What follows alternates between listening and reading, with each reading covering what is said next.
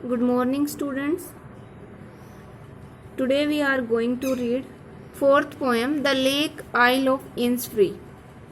It is written by William Butler Yeats. He is also known as W.B. Yeats. This poem is about an island of Innisfree.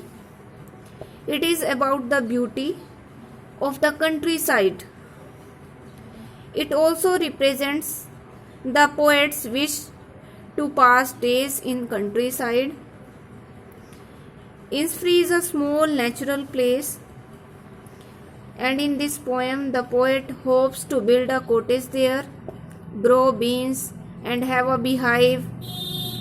He will listen to the pleasing sound of the birds and the sound of the bees and the lapping sound of the lake water.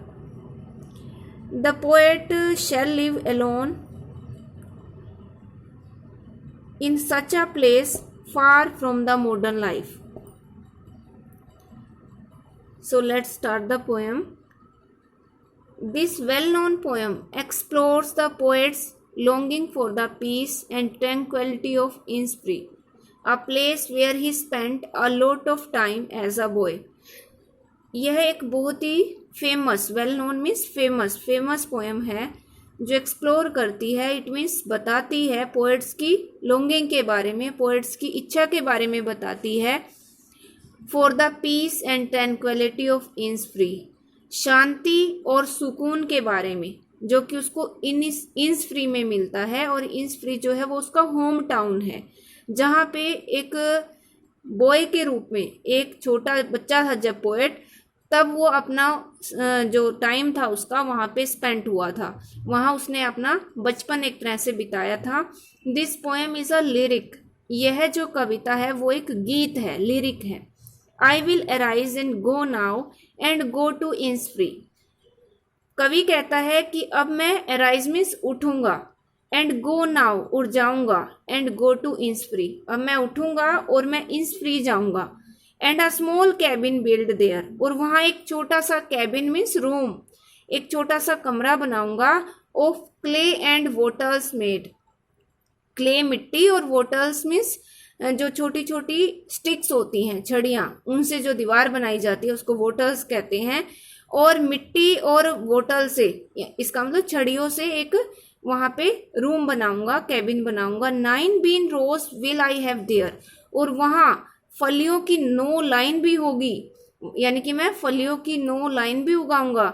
A hive for the honey bee और वहाँ पर मधुमक्खियों के लिए एक छत्ता भी होगा। And live alone in the bee loud glade और मैं वहाँ अकेला रहूँगा, कहाँ पे? बी लाउड, मधुमक्खियों की आवाज़ वाले, ग्लेड होता है ओपन स्पेस, एक खुली जगह जो होती है, मधुमक्खियों की आवाज़ वाले खुले स्थान पर मैं वहाँ अकेला रहूँगा। कवि कहता है कि मैं उठूंगा और इन्निसफ्री जाऊंगा, वहाँ क्ले और वाटर से एक स्मॉल कैबिन बनाऊंगा, मैं वहाँ 9 बीन की फलियों की जो रोज है, पंक्ति है, वो उगाऊंगा, वहाँ एक मधुमक्खी का छत्ता होगा और वहाँ मधुमक्खियों की आवाज़ वाले खुले स्थान पर मैं अकेला रहूंगा। बी लाउड ग्लैड, यहाँ पे एक पोएटिक डिवाइस यूज हुई है, metaphor, bee loud glad.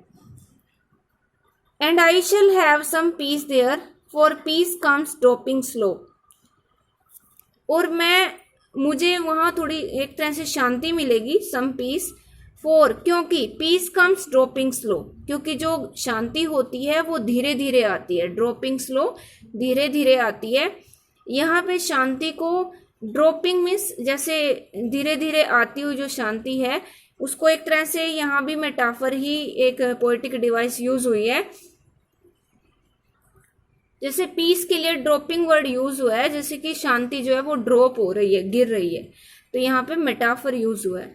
Dropping from the veils of the morning to where the cricket sings और ये सुबह का जो पर्दा है वहां से गिरती है ये शांति, टू वहां तक गिरती है वेयर द क्रिकेट सिंग्स, जहां पर जो झिंगुर हैं वो गीत गाते हैं। वेल्स ऑफ द मॉर्निंग, यहाँ भी मेटाफर यूज हुआ है कि सुबह का पर्दा जो है वो मॉर्निंग से रिलेट किया गया है, तो यहाँ पर भी मेटाफर है। तो सुबह का जो पर्दा है वो वहां तक गिरता है जहां पर क्रिकेट जो है वो झिंगुर जो है वो गाते हैं। They are midnight's all a glimmer, जहां पे आधी रात मिडनाइट वो एक ग्लीमर है, ग्लीमर मीन्स आकर्षण है। And noon a purple glow, और वहां पे दोपहर जो है वो बैंगनी चमक है, पर्पल ग्लो है। And evenings full of the linnet's wings, और जो शाम है वो लिनेट एक पक्षी होता है, लिनेट नामक पक्षी के पंखों से फुल होती है शाम, यानी कि भरी होती है। And I shall have some peace there, मुझे वहां कुछ शांति मिलेगी। For peace comes dropping slow, क्योंकि शांति जो है वो धीरे धीरे आती है गिरती हुई। Dropping from the veils of the morning to, और यह सुबह के पर्दे से गिरती हुई वहां तक आती है वेयर द क्रिकेट सिंग्स, जहां पे झिंगुर गाते हैं। There midnight's all a glimmer, जहां पे आधी रात एक आकर्षण है। And noon a purple glow, और दोपहर जो है वो बैंगनी चमक है। And evenings full of the linnet's wings, और जो शाम है वो लिनेट नामक पक्षियों के पंखों से भरी होती है। इसका मीनिंग है कि वहां शाम को बहुत सारे लिनेट्स पक्षी दिखाई देते हैं। आई will arise and go now, अब मैं उठूंगा और दोबारा से जाऊंगा। For always night and day, क्योंकि हमेशा, हर दिन और हर रात, ऑलवेज मीन्स ऑलवेज नाइट, हर रात और हर दिन। I hear the lake water lapping with low sounds by the shore, क्योंकि अगर शोर के किनारे, शोर मीन्स किनारे के पास लो साउंड के साथ, यानी कि कम आवाज के साथ जो पानी है, लैपिंग होता है फ्लोइंग, बहना, बहते हुए पानी की जो आवाज है लेक की, आई हियर, मैं वो सुनूंगा। While I stand on the road वे, और जब मैं सड़क पर खड़ा हूंगा। और ऑन द पेवमेंट्स ग्रे, या फिर ग्रे कलर की जो पेवमेंट्स होती हैं, जो फुटपाथ होता है, पगडंडी होती है, वहां खड़ा हूंगा। I hear it in the deep heart's core, तो मैं इसको अपने दिल की गहराई से, डीप हर्ट स्कोर, दिल की जो आवाज होती है, एक तरह से जो अंतर्मन होता है, उस गहराई से मैं, अपने मन की गहराई से मैं इसको सुनूंगा। यहाँ पर lake water lapping with low, यह एलिट्रेशन डिवाइस यूज हुई है, पोएटिक डिवाइस। एलिट्रेशन मीन्स किसी भी जो फर्स्ट लेटर है किसी वर्ड का, उसका बार बार रिपीट होना, जैसे कि लेक, लैपिंग, लो, तो यहाँ पे एलिट्रेशन यूज हुआ है। I will arise and go now for always night and day, अब मैं उठूंगा और अब जाऊंगा। For always night and day, क्योंकि हर रात और हर दिन। I hear the lake water lapping with low sounds by the shore, मैं किनारे पर खड़ा होकर बहती हुई झील के पानी की जो धीमी आवाज है उसको सुनूंगा।